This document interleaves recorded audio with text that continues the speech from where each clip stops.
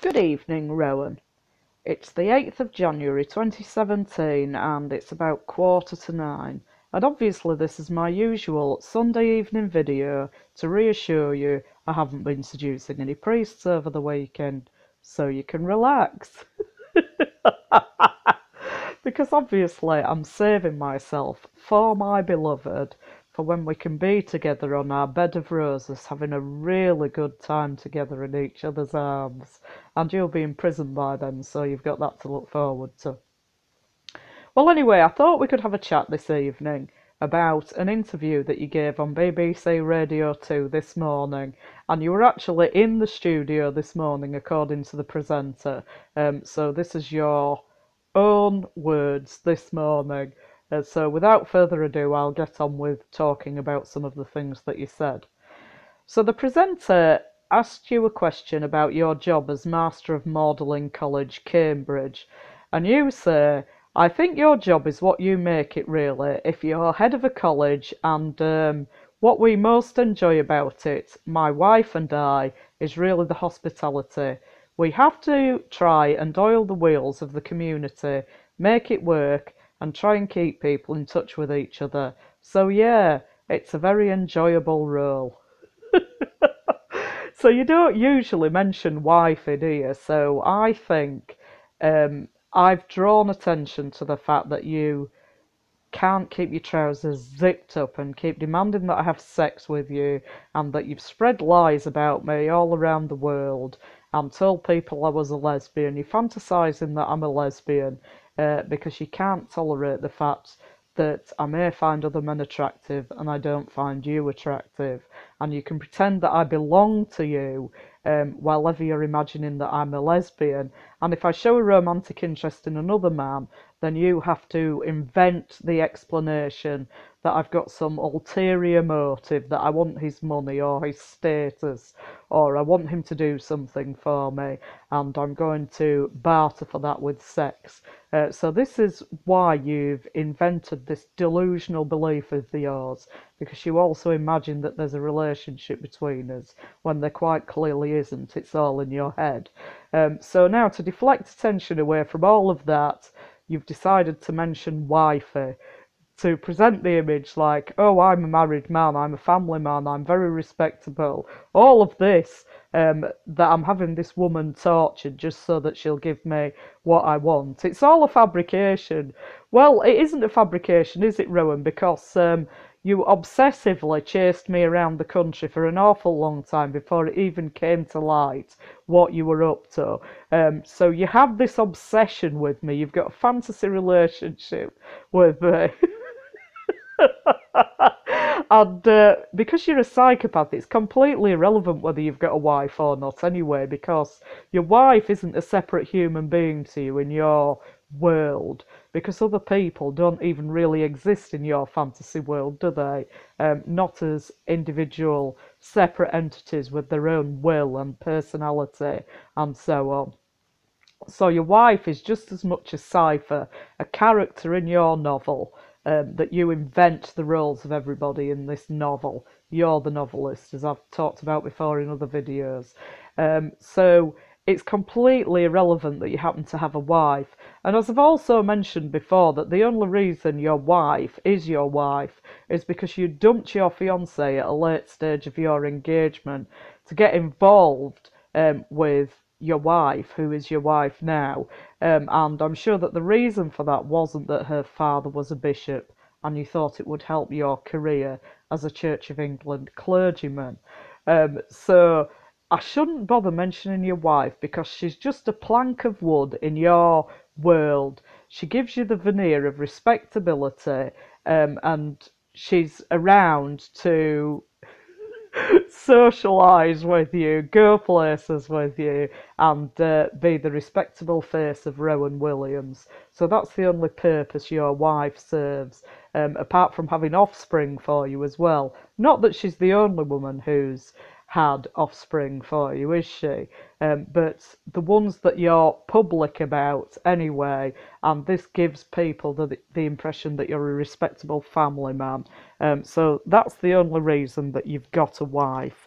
really. You would have never been made Archbishop of Canterbury if you didn't have a wife. It's kind of looked on suspiciously if clergy aren't married in the Church of England. So that's the only reason you've got a wife, really, to give you this veneer of respectability, when in actual fact, you're a psychopath and sexual predator, as I've demonstrated in many videos, and in my last video as well. You were making more allusions to sex and demanding that I give you what you want. Anyway, a bit later on in the interview, you're talking about Christians in the Middle East, particularly in Syria, and you say, it's the feeling of abandonment and other Christians from the Middle East.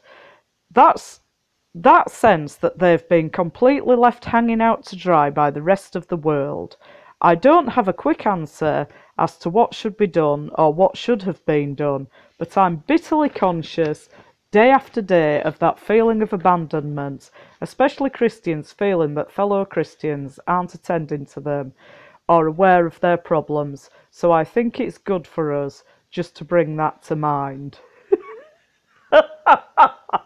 Well, I've talked about being stabbed in the back and abandoned by everybody, so I think that's probably what you're talking about. But what you keep mentioning this word abandonment here, don't you? You actually feel abandoned, don't you? Because I've abandoned you. I don't want anything to do with you. I didn't even know you were orchestrating this hate campaign behind my back, all the catastrophes that happened to me in the Church of England and so on, and that you had orchestrated this smear campaign behind my back. I didn't even think about you at all.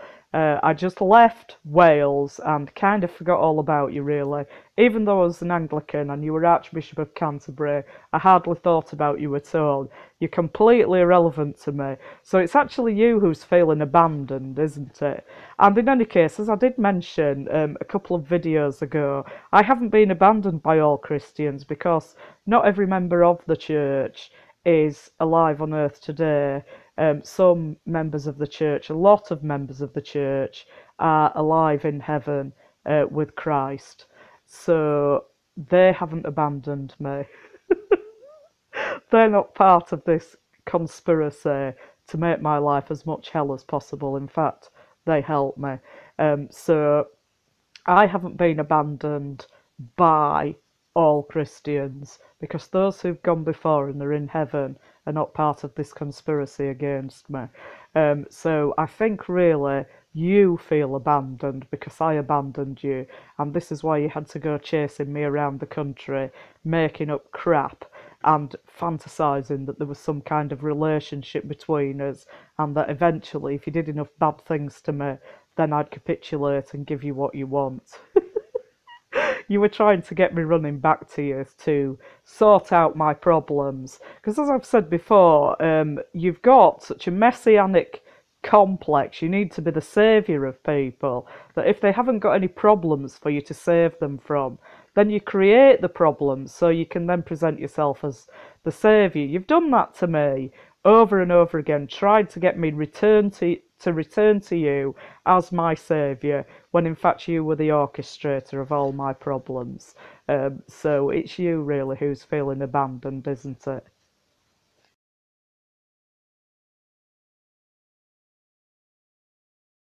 So the interviewer moves on to talk about Jill Soward, whose death was reported a couple of days ago. This is a photo of her here. She's a very famous rape survivor, the first person to waive the right to anonymity, and she's done a lot of campaigning for the rights and protection of other survivors of rape and sexual assault. So she's very famous in Britain for these reasons. So the interviewer says that Jill Soward was very keen to say, you have to tell people what's happened to you, because it's not your shame, it's the shame of those who have committed the crime. So I just want to say that that's my attitude as well. I don't feel any shame about the evil things that have been done to me because it's the perpetrators of these crimes against me and these repeated assaults that are perpetrated on me by remote weapons at the moment, for example. And it's not my shame the things that you've done to me over the years to try and break me down with this campaign of harassment that you've been perpetrating against me for a long time now and very intensively for the last 8 years, which I demonstrated a week ago.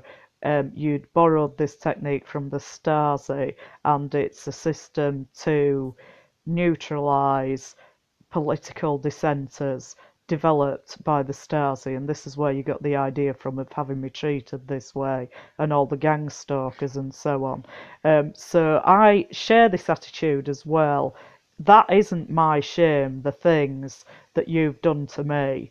It's your shame. You are the perpetrator, and David Pete is the perpetrator as well of really terrible things that have happened to me. You should be feeling shame, not me. So I'm standing up against you and I'm telling everybody what you've done and what you're doing, and I'm not going to be crushed by your filthy, evil behaviour.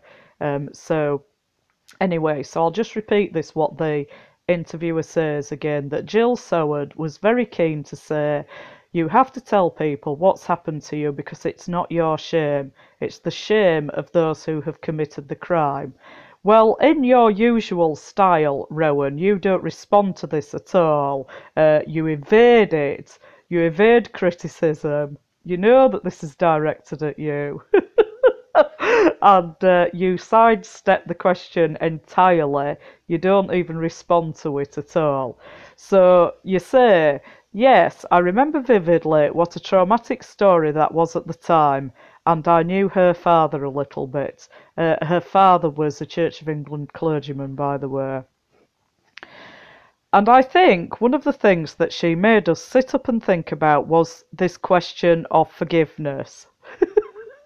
So you've just completely dismissed the comment that the presenter made. You've got no intention of engaging with that question at all, that the shame is the shame of the perpetrator, not the victim.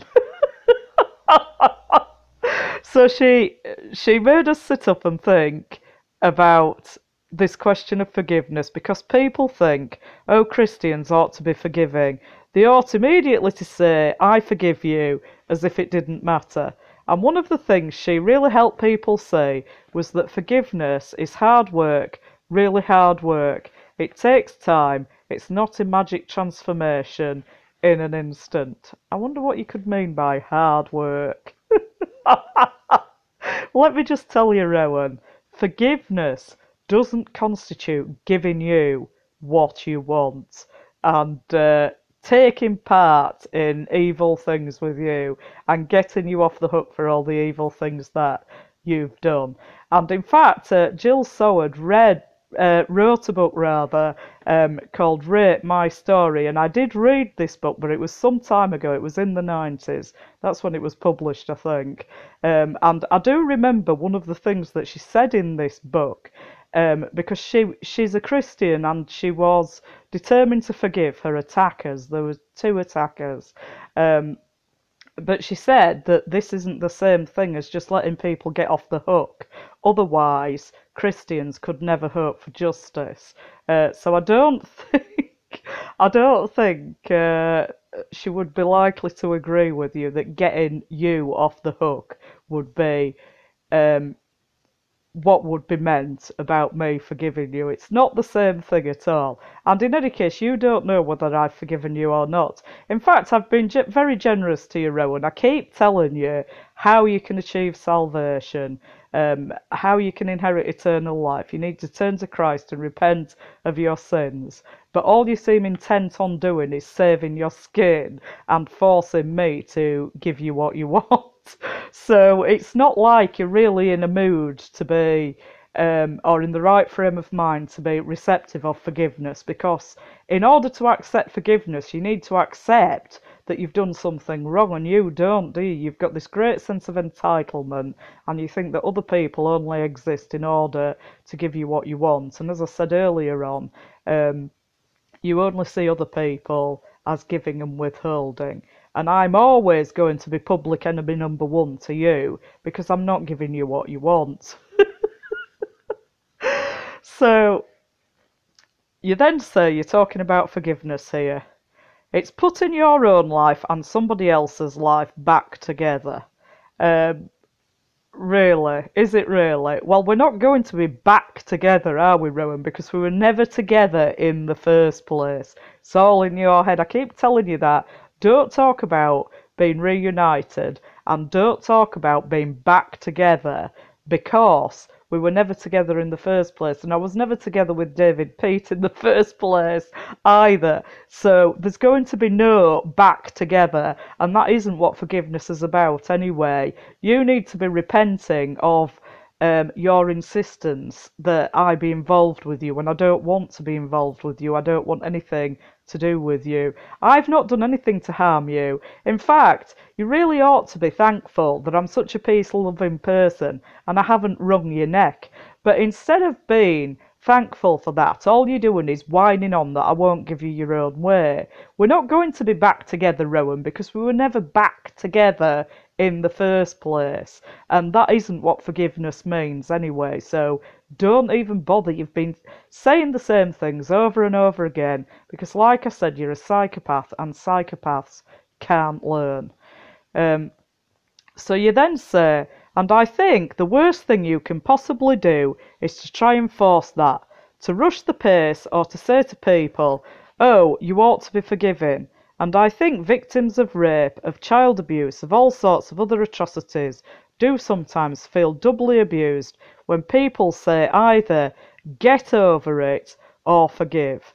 Well, I have told you to get over it, Rowan, haven't I? But I was talking about rather trivial things, wasn't I?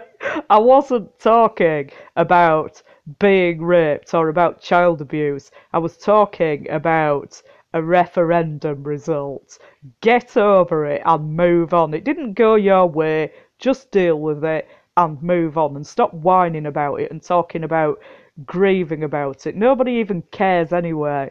There's over 60 million people in this country. Not all of them could vote in the referendum, but a large number did, and absolutely none of them care whether you've got over the result or not. So just grow up, will you? You're just whining on like an obnoxious, spoiled brat. And also,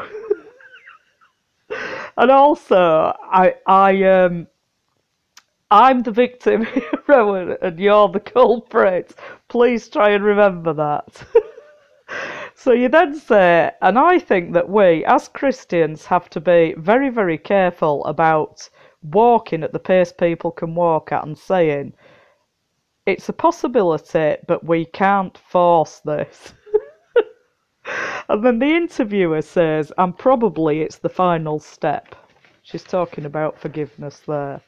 Yes, you say, this is you answering. Yes, a friend of mine gave a wonderful image for this about somebody climbing a rock face. You sort of knock something in a bit above you, which you have to stretch to reach and pull yourself up the next few inches. And I think forgiveness does feel like that sometimes. So you're just talking about yourself forgiving here, aren't you? You don't acknowledge that you've got any need for forgiveness, even despite all the evil things you've manifestly done to me. And then, of course, there's the small matter of there being hundreds of thousands of people dead because of all your propaganda. So this is quite interesting that you're only talking about forgiveness as if you're the one who should be forgiven. So what exactly do you think you're going to be forgiving, Rowan? You're not going to be forgiving me because I haven't done anything to you, ever. All I'm doing is taking the piss out of you, and the only reason I'm even doing this in the first place is because of all the torture you've been having me subjected to. Which, by the way, on that subject, my neighbours have been very quiet over the last week. Since the fire extinguisher incident, they've been a bit annoying now and again, but nothing like they were before. But I am telling you, Rowan, if anybody upsets me like they did before, and my neighbours did before, I'll be making those videos every day again, so you bear that in mind.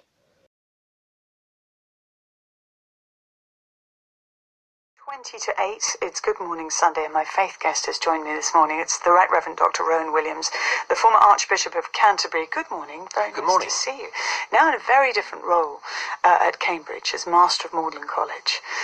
Do you have to be a stern master, or are you warm and welcoming and lovely to everybody? I think the job is what you make it, really, if you're head of a college. And what we most enjoy about it, my wife and I, is really the hospitality. We have to try and oil the wheels of the community, make it work, try and keep people in touch with each other. So, yeah, it's a very enjoyable role. And presumably it gives you a chance to let the academic side of your brain free. Yes, I still have quite a few research students and try to do a bit of undergraduate teaching as well.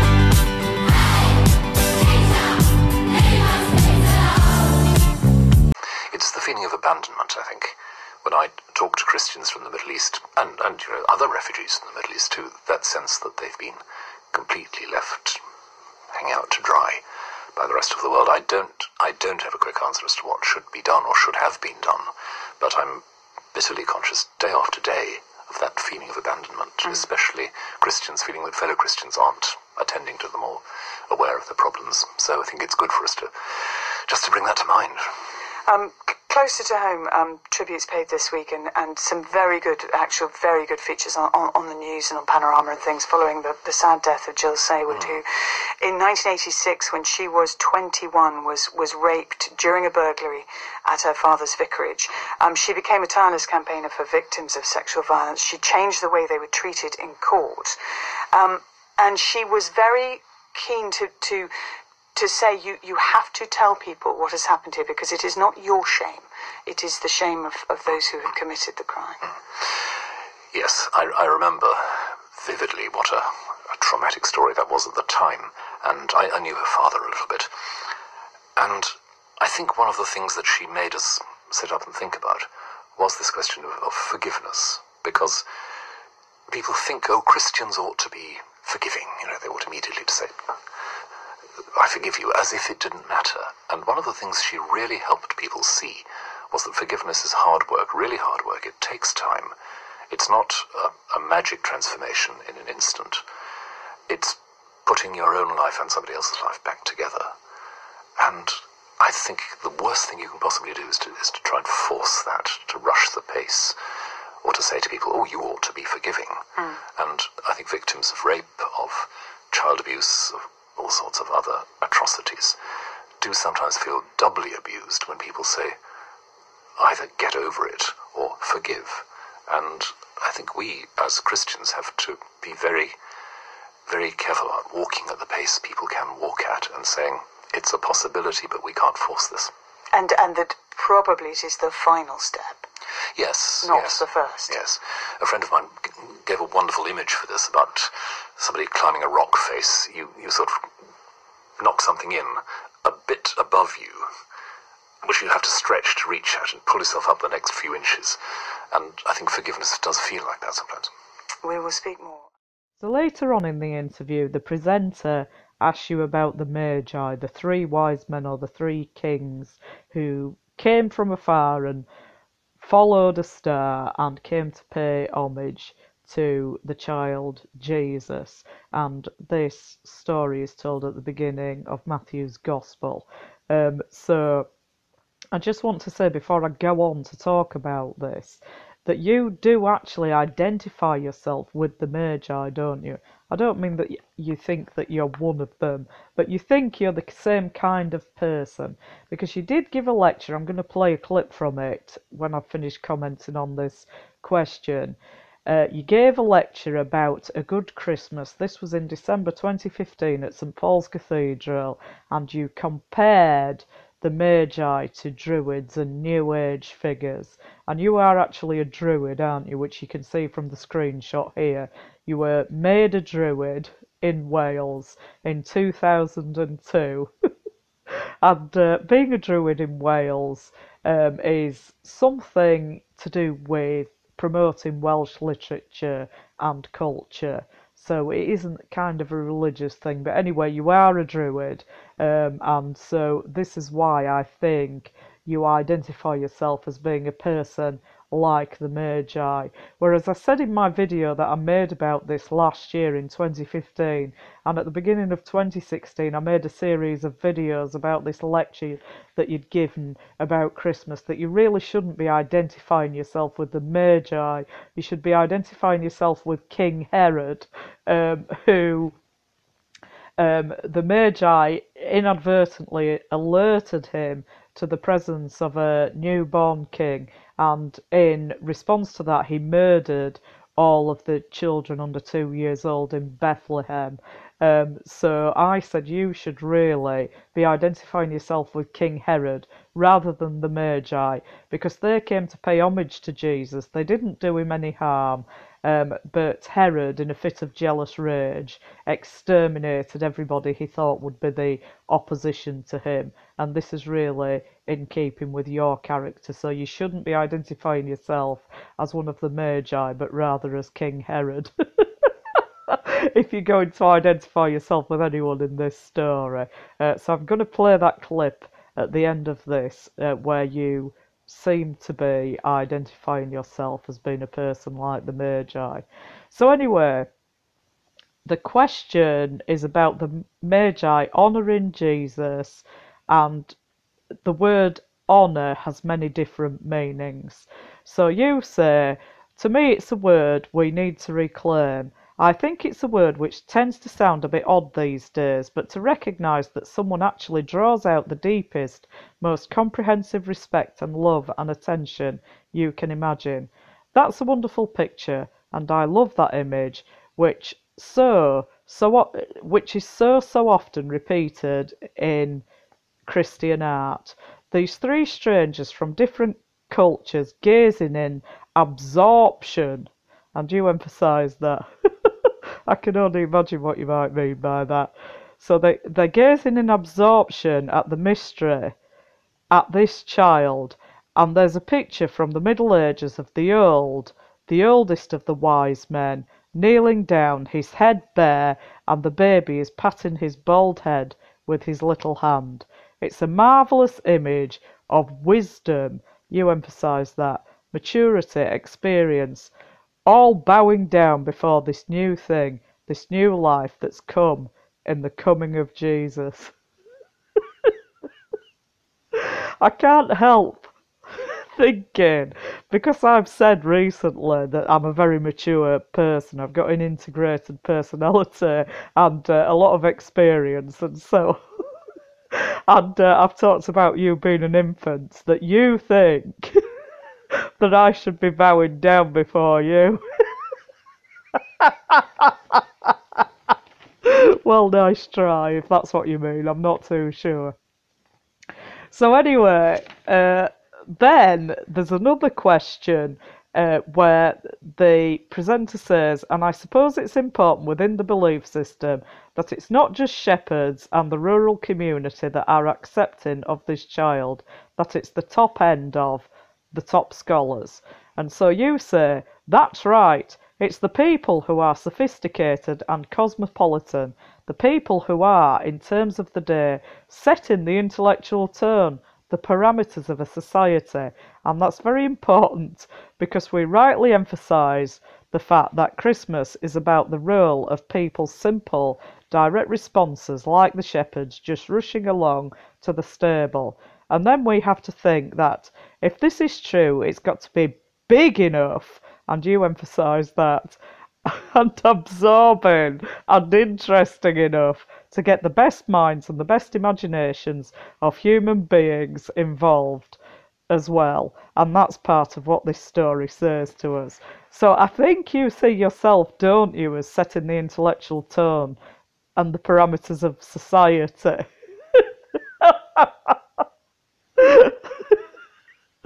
So you're just completely mad. I think that was part of your role in the New World Order. You're a perception manager, and you keep coming out with all this propaganda and this postmodernist crap about how you can't know truth and there's more than one truth and all this kind of thing. So you're kind of a superior person coming in, aren't you? Because you identify yourself with the Magi, as I've just said, and I'm going to play the clip in a minute. So you think you're one of these intellectuals, don't you?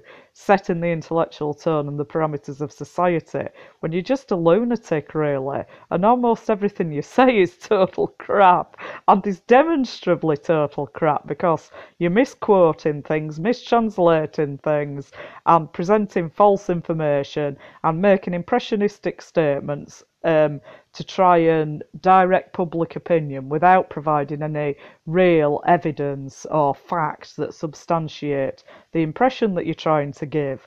So you are trying to set the intellectual tone and the parameters of society, but you're not doing that by being a superior intellectual, are you? Because you taught virtually nothing but crap. So you think that if this is true, this is the story of Jesus, I suppose, God becoming human in Jesus, it's got to be big enough and absorbing and interesting enough to get the best minds and the best imaginations of human beings involved as well. And that's part of what this story says to us. Well, it doesn't really, does it? I mean, the adoration of the Magi, they may have had the intellectual ability to figure out this new king was going to be born, and they came to look for him. They followed the star. They were obviously people of means because they brought expensive gifts with them, and they came on a long journey. So they didn't engage in any intellectual pursuits, though, did they? They just adored the child in the same way that the shepherds adored the child. So people are not called differently in that respect, are they? That you're supposed to approach God in this way, in an adoring way, and this is beneficial to the human being to have this attitude towards God. So it's not like they came along and then just had a big discussion about it the same way that you would have done, and you just want to talk about it and talk a lot of impressionistic crap and twist the story and twist everything to your advantage and identify yourself with the Magi when you really should be identifying yourself with King Herod, because you try to exterminate all the opposition, anybody who makes you feel threatened. So I think you've got hold of the wrong end of the stick here, because the shepherds, who you're regarding as simple poor people, they came when the angels invited them, told them about the new king, and they adored him. And the Magi came differently. They figured it out themselves, and they probably were great intellectuals, but when they arrived, they came and adored him. So they did the same thing. So everybody's invited, but everybody really needs the same kind of attitude to develop this virtue and adoration towards God, which is beneficial to human beings, to put God at the centre of life, rather than to put a false God at the centre of life, or to put yourself at the centre as if you were God, which is what you do, and you do quite literally think that you're God, as I've mentioned on other occasions. So anyway, then the interviewer says, and then at the other end of the scale, honour killings, honour crime. And so you say, I think that's why we're a bit suspicious of the term, because honour in many societies has come to mean something pretty toxic. It's come to mean that sense of my dignity, my rights, my claim at everybody else's expense and the expense of everything else. You emphasise that, by the way. So this is really your attitude, isn't it? So I'm a kind of honour killing, aren't I, in your world, because the only reason I exist, or that anyone exists, is to feed your narcissistic delusions and to give you whatever you want and to capitulate and get you off the hook when you've got yourself into trouble by all your evil behaviour. So I'm kind of an honour killing, and you're an honour murderer, aren't you, in this respect? So you then say, and if you look back at the history of the world in Europe as well as in Asia over the centuries, that has been a big part of it, and that's a major distortion. You emphasise that. Which is why perhaps we need to reclaim the idea and think of it as much more to do with that picture of the Magi gazing at the extraordinariness of somebody. So you're gazing at the extraordinariness of somebody, are you? Or somebody's body. Um, I think the word you're looking for is leering, Rowan, not gazing. And David Peake did a lot of leering as well. So if he was just gazing at my extraordinariness, he did spend a lot of time staring at me all the time, which I did complain about several times. Quite a lot of times, in fact. He certainly wasn't gazing, and he made comments like very lusty, and I like it hot and sweet. So that tended to give me the impression it was more leering than gazing at my extraordinariness, because actually I look relatively normal, you know, just like a person. Like, there isn't anything that unusual about me to look at. So he wasn't looking at my extraordinariness. And of course you were puppeteering him, which I didn't know at the time. But anyway, he was behaving in this very creepy way. And he's a weird man. He wagged himself off in front of me with his hands in his pockets. So there was no gazing going on, just leering. He was virtually dribbling. It was utterly gross. So anyway, you then say... Sorry, there's then another question or another comment from the presenter who says, so there is much more to be gained from the Feast of Epiphany in terms of hope, in terms of progress. So the Feast of Epiphany is being celebrated today, commemorates the coming of the Magi to adore Christ, and it's celebrated today in the Catholic Church in England and Wales, although its actual date is the 6th of December, 6th of January rather. So this is why this topic's come up now and why she's asking about it. So there is much to be gained from the Feast of Epiphany in terms of hope, in terms of progress. So you say, well, I hope so, because we've certainly had a year in which quite a lot of dishonourable things seem to have been happening when people have been cheerfully and comprehensively rubbishing each other in public and private for a lot of the year, which our political debate seems to have become not only stale but pretty unpleasant, and I'd just like to see us recovering that sense of real active respect in our public life. So you're complaining about me making videos again, aren't you?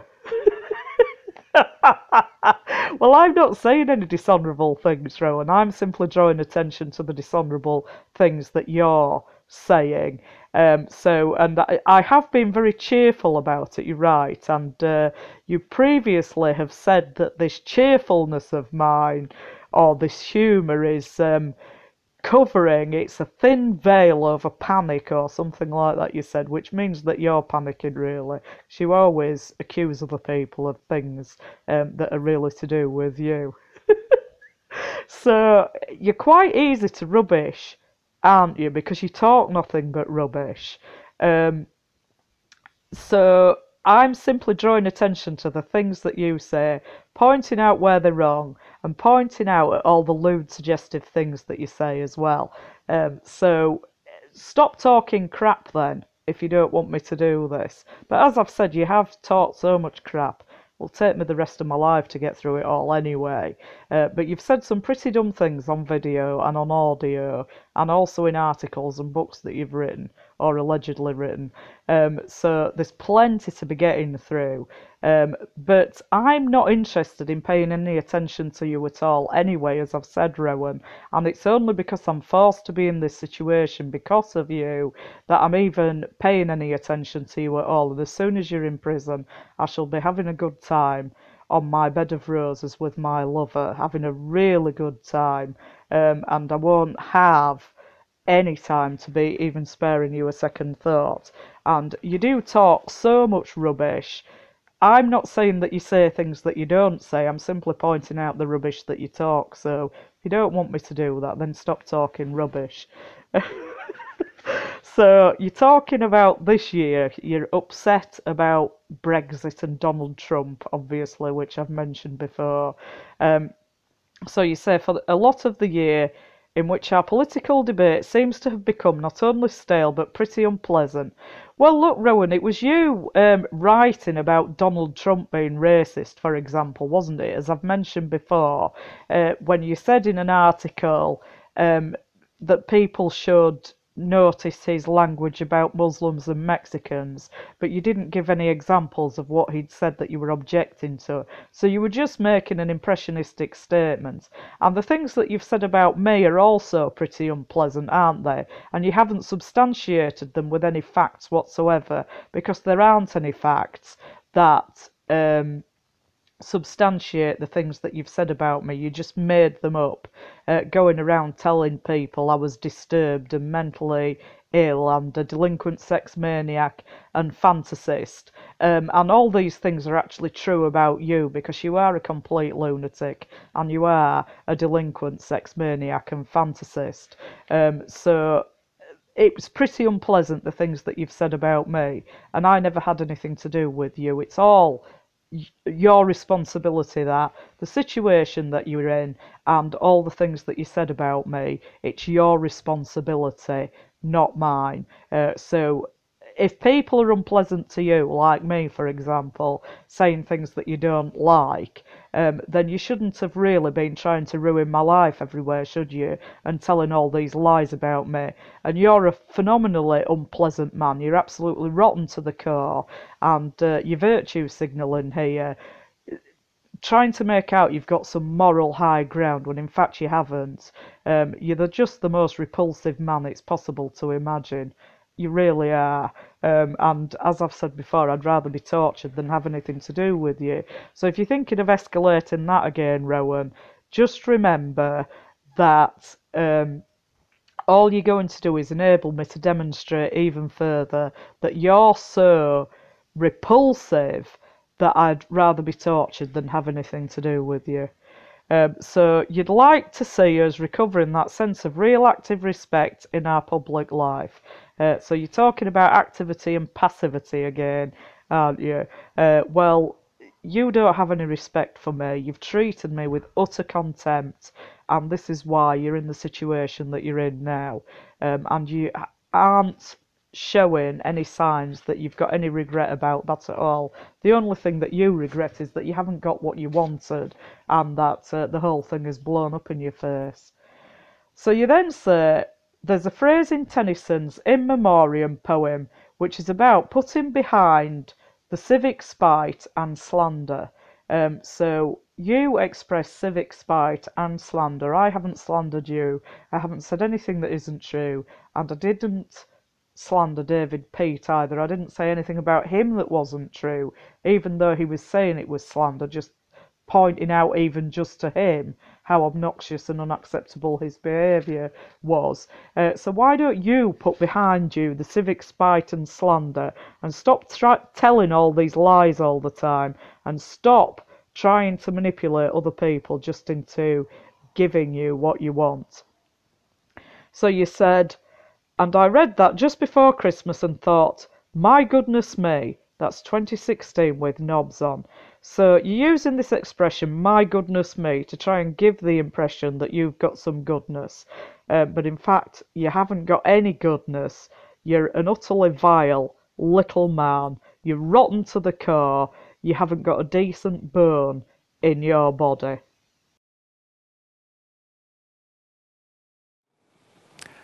And then Matthew goes on with the very, very challenging second chapter, which first of all portrays these exotic and rather dangerous characters, not so much we three kings of Orient, as three druids or shamans. They're really strange figures, new agey figures, turning up out of nowhere, as if to say, the first people who recognize what's going on are the least likely people. So there's quite a lot going on in those stories. And then, of course, in Matthew 2, you have the terrifying fact that as soon as something utterly life-giving happens, there will always be murderous violence around trying to shut it up. Now, many churches today celebrating the Feast of Epiphany, and it marks the moment when the three wise men, or the Magi, arrived at the stable in Bethlehem to honour the child born there. You're going to be talking about that word honour in your reflection in a moment. It's a word with a lot of different meanings. That's right, yes. And to me, it's a word we need to reclaim. I think it's a word which tends to sound a bit odd these days, but to recognise that someone actually draws out the deepest, most comprehensive respect and love and attention you can imagine. That's a wonderful picture, and I love that image, which is so often repeated in Christian art. These three strangers from different cultures gazing in absorption at the mystery, at this child. There's a picture from the Middle Ages of the oldest of the wise men kneeling down, his head bare, and the baby is patting his bald head with his little hand. It's a marvellous image of wisdom, maturity, experience, all bowing down before this new thing, this new life that's come in the coming of Jesus. And I suppose also important within the sort of belief system that it's not just shepherds and the rural community that are accepting of this child, that it's the top end of the top scholars. That's right. It's the people who are sophisticated and cosmopolitan, the people who are, in terms of the day, setting the intellectual tone, the parameters of a society.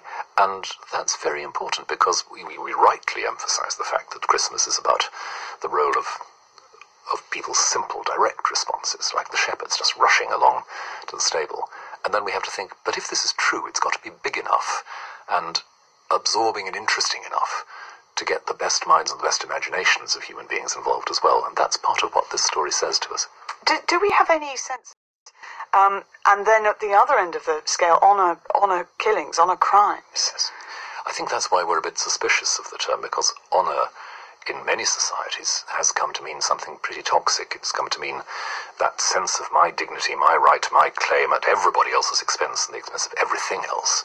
And if you look back at the history of the word, in Europe as well as in Asia over the centuries, that has been a big part of it. And I think that's a major distortion, which is why perhaps we need to reclaim the idea and think of it as much more to do with that picture of the Magi gazing at the extraordinariness of somebody. So there is much to be gained from the Feast of Epiphany in terms of hope, in terms of progress?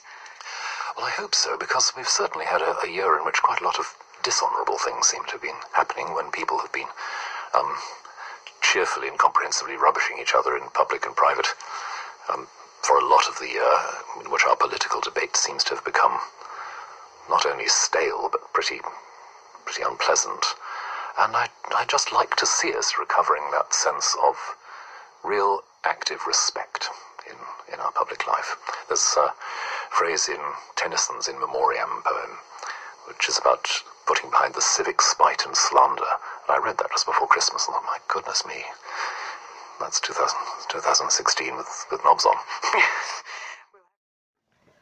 So you gave a reflection on this morning's show as well, a short reflection. It's only a minute long, so I'm just going to make some brief comments about that.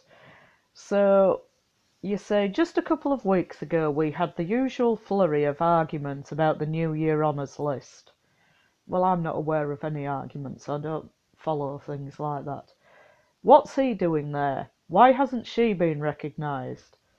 Isn't it really smoke and mirrors? I'm not sure that's an appropriate metaphor to be using in that context. And you say, and the word honour may have a rather old-fashioned sound, yet we still seem to recognise that it's good to think about what deserves respect and reward. one New Year's resolution to consider, and it's not too late. Well, I don't make New Year's resolutions, Rowan, and it is too late if you're thinking it's not too late to be getting you off the hook. It was too late before you started. I don't belong to you, I don't want anything to do with you, and I'm not giving you what you want. It's too late. So you say one New Year's resolution to consider, and it's not too late, is thinking more about how we honour one another. You emphasise that. Day by day in our routine relationships, not just once a year. Well, I haven't got any relationship with you, Rowan, routine or otherwise. So you say honouring someone means stepping back a bit from your own feelings and agendas so that you can see more clearly that someone else has a real life, a three-dimensional existence independent of you that's worth getting to understand better, whoever they are, wherever they're from. So you're using you here in an impersonal sense, but you normally use the word we. So you normally use the first person plural as a kind of impersonal sense. So this is a distancing word you use in here, talking about your. So you're not talking about yourself, but really you ought to be talking about yourself, because when you say honouring someone means stepping back a bit from your own feelings and agendas so that you can see more clearly that someone else has a real life. You emphasise that. A three-dimensional existence independent of you that's worth getting to understand better, whoever they are, wherever they're from. So you really needed to be stepping back from your agenda in relation to me, didn't you? And not hounding me around the country and trying to ruin my life everywhere and take everything away from me and turn people against me. You should have been doing that, recognising that your agenda had nothing to do with me at all. So I had a real life and you've systematically destroyed it. So don't be using you here when you should be using I. So you're using the second person singular or the second person plural in an impersonal sense when you normally say we, which is the first person plural, but you really should be using the first person singular I, because you need to recognise that other people have lives that are nothing to do with your agenda. So step back from your agenda. So you say, the Bible says, I need to remember that another person belongs to God. And you emphasise that. Well, that's true, Rowan. You do need to remember that. And you should have been remembering it all those years you were hounding me around, trying to ruin my life. So the Bible tells me I should remember that another person belongs to God, not me. So I don't belong to you. You're absolutely right there. And you don't belong to me. I don't want anything to do with you. And you say, and you don't walk into someone else's house and start kicking their treasured possessions about.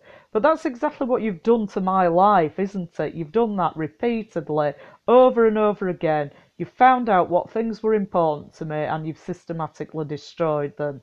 And talking about kicking, well, I've kept offering to kick you in the balls, haven't I? So are your balls your treasured possessions then? Not that you really have any anyway. You're completely spineless, to mix my metaphors there. So you then say, and if we don't want our world to get even more angry and more ignorant, making room for this is anything but a luxury. So I feel like you're threatening me there, Rowan. But as I've said, if people upset me again, then I'm just going to make more videos. So don't bother threatening me. You're a spineless, whinging, whining little mummy's boy, and you're not getting the better of me. Anyway, I shall leave it there for now, because I'll be up to my hour limit on YouTube. But don't forget to be alert, because things will be back to normal this week after the Christmas period. So I shall be turning up to arrest you at the first opportunity to make a citizen's arrest. But obviously, I'm not going to be seducing any priests or anything, because I shall be saving myself for my beloved, so we can be together finally on our bed of roses, having a really good time together. I've got all that to look forward to while you're in jail. So be alert, and don't forget to tip me the wink if you'd like me to kick you in the balls. Hasta la próxima. And this is Dr. Rowan Williams, the former Archbishop of Canterbury, with his moment of reflection. Just a couple of weeks ago, we had the usual flurry of argument about the New Year honours list. What's he doing there? Why hasn't she been recognised? Isn't it really smoke and mirrors? And the word honour may have a rather old-fashioned sound, yet we still seem to recognise that it's good to think about what deserves respect and reward. One New Year's resolution to consider, and it's not too late, is thinking more about how we honour one another day by day in our routine relationships, not just once a year. Honouring someone means stepping back a bit from your own feelings and agendas, so that you can see more clearly that someone else has a real life, a three-dimensional existence independent of you that's worth getting to understand better, whoever they are, wherever they're from. The Bible says I need to remember that another person belongs to God, not me, and you don't walk into someone else's house and start kicking their treasured possessions around. And if we don't want our world to get even more angry and more ignorant, making room for this is anything but a luxury.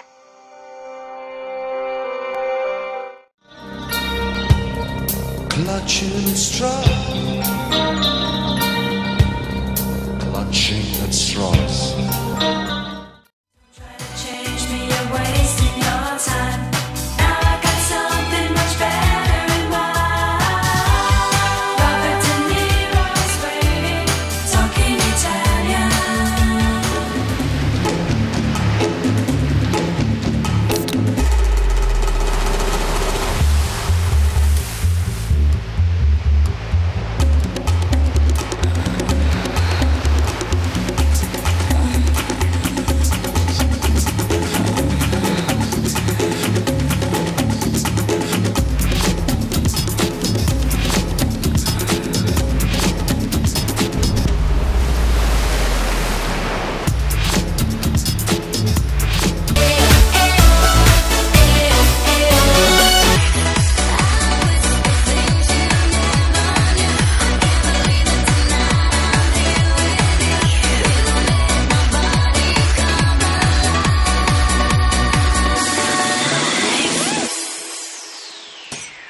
You bring me alive.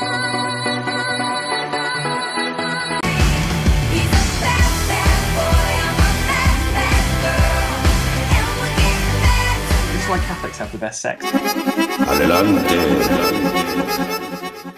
Oh, what care I for my house and my land? What care I for my money? Oh, I'd rather have a kiss from the wild gypsy's lips. I'm away with the Raggle, Taggle, Gypsy. with the Raggle, Taggle, Gypsy. I'm away with the Raggle, Taggle, Gypsy. Oh.